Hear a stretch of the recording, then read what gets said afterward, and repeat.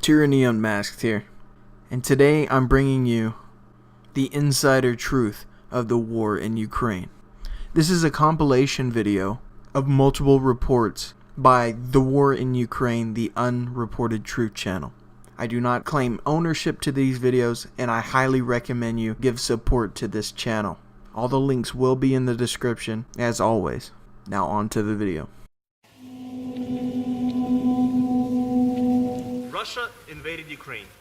That's the hashtag that went viral last summer. It blew up the social media, and my Ukrainian and American friends picked up on it. Western media too considered this news. Today, Russian aggression, Russian invasion, and Russian occupation of Ukraine's eastern Donbass region is considered fact, even though there's only anecdotal evidence and very few photo or video evidence of this, and that is usually blurry too. Which is very strange because President Poroshenko of Ukraine has claimed that over 200,000 Russian troops are currently in eastern Ukraine, and Ukraine claimed that there were large Russian tank columns invading the border. So, I played armchair soldier for over a year, arguing online with both my friends and people I didn't know. But finally, I got confused and lost trying to decipher the conflicting information coming from Russian, Ukrainian, and Western media. So I came here, to the front lines of this undeclared and often forgotten war, to find out what is really going on, and tell the real stories of people of Donbass.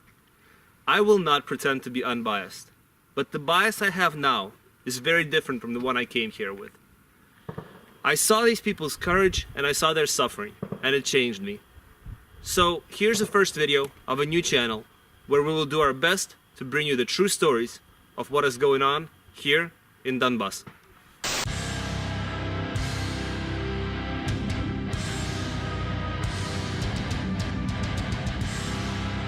Stop. Before we talk about the war, let's rewind to the very beginning, to the very start of this crisis. The first thing we need to do is to figure out how all of this started. 2 years ago, people in Kiev, the capital of Ukraine, came out to mass protest against the decision by then-President Viktor Yanukovych to postpone the signing of an economic treaty between Ukraine and the European Union. Yanukovych argued that completely opening up the Ukrainian economy to European goods would hurt local producers, because they wouldn't be able to compete with cheaper and heavily subsidized European goods.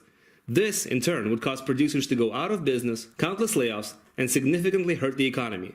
He didn't abandon the treaty completely, but just postponed its signing in order to better prepare the Ukrainian economy for new realities. Since Yanukovych was seen as a corrupt president prone to cronyism, his political and business opponents used the postponement of the treaty in order to mobilize the Ukrainian people into a movement called the Euromaidan.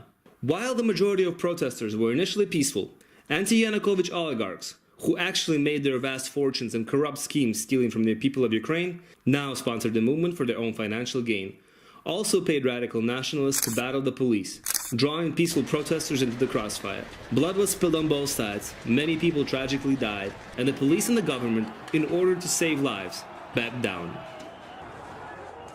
Thus, Yanukovych, the legitimate, constitutional, and democratically elected president, was overthrown in a nationalist coup, sponsored by the very same oligarchs who stole billions of dollars from the people of Ukraine. By the way, after overthrowing Yanukovych, the new leaders also postponed the signing of the treaty that would open up Ukraine to European goods, for the same reason, in order to better prepare the economy, just like Yanukovych wanted. Thus, the treaty was just a pretext used to mobilize the people to achieve the oligarchs' political and financial goals. Basically, to make some more cash. Western governments obviously wanted the Ukraine market to open up to their goods and to bring Ukraine into their orbit.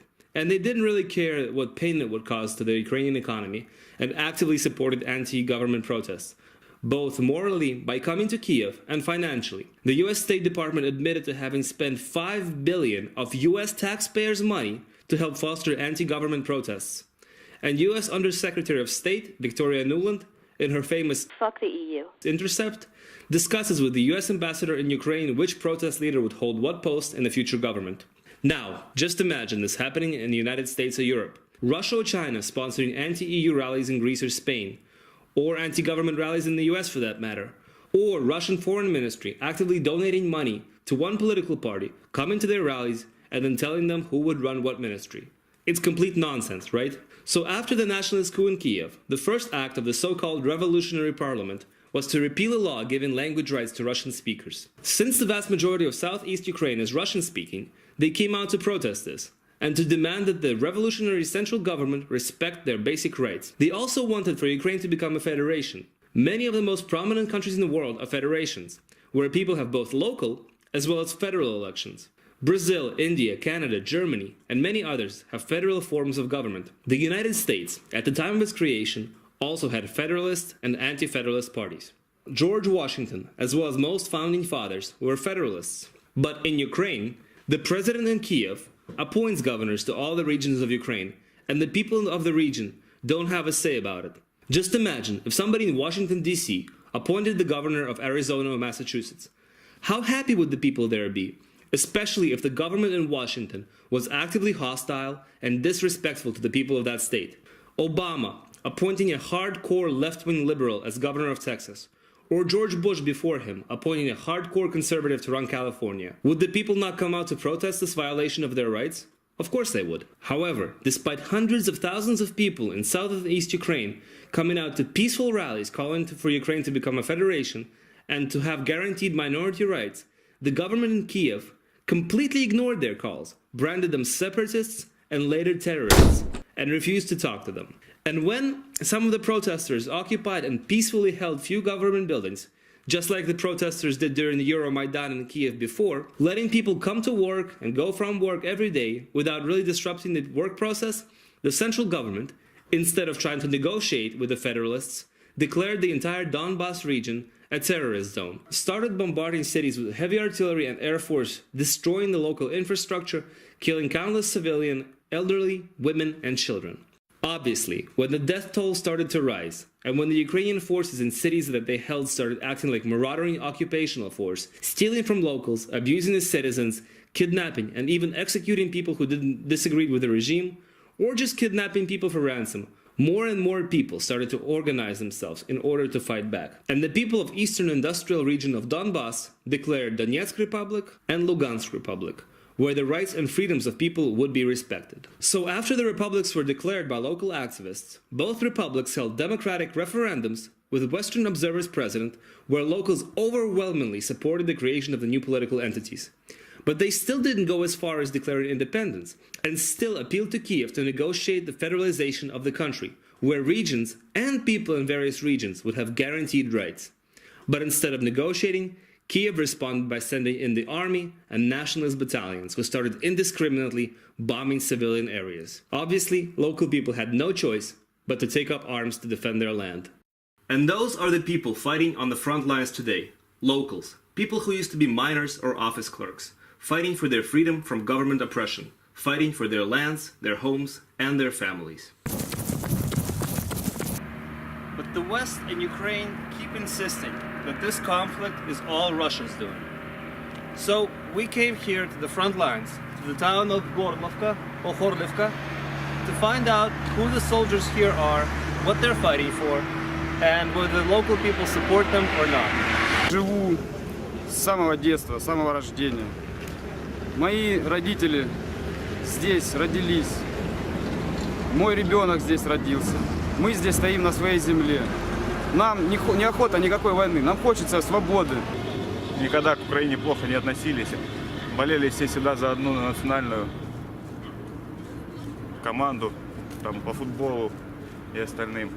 Хотели разговаривать на своем языке, на языке предков, которые разговаривали постоянно. Которые воевали против немцев вместе с союзниками США, Англией, Францией. I'm from Horlov. Russia, they help, but mostly is moral support. There are Russia volunteers too, but we have volunteers from all over the world. From the England, Spain, Brazil and others. Great guys, we are thankful for them. We're fighting for our lands and homes. They can stay home, but they choose come and help us. Because we're fighting for truth. We're fighting to save our homes. Ukraine fighting to destroy them. That's why volunteers come and fighting for the truth.